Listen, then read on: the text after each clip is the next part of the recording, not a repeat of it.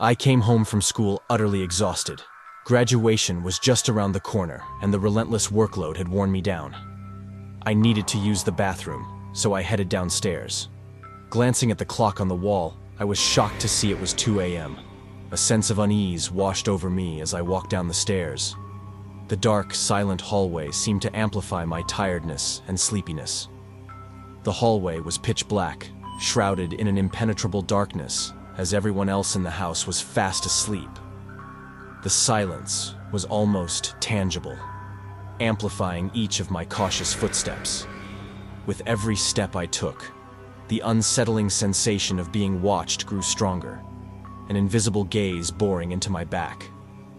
By the time I reached the end of the hallway, a deep chill had settled over me, making the hairs on my neck stand on end.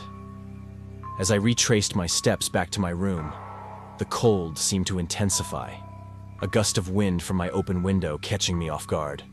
I realized I had forgotten to close it before drifting off to sleep, adding to the eerie atmosphere of the night.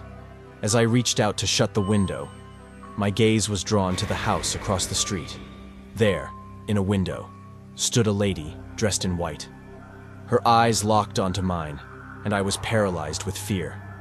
Her gaze was icy, piercing through me with an intensity that chilled me to the bone.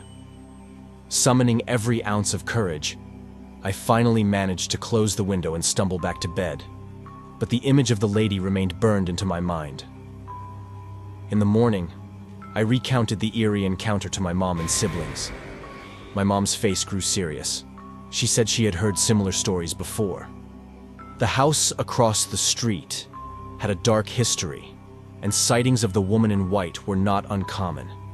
Despite moving away a year later, I could never shake the memory of that night. It haunted me, a constant reminder of the supernatural presence I had sensed. Years passed, and I learned that the house across the street had been sold. They demolished it and began constructing something new. I could only hope that whatever entity resided there was gone for good. But deep down, I knew that some spirits, like the woman in white, never truly leave.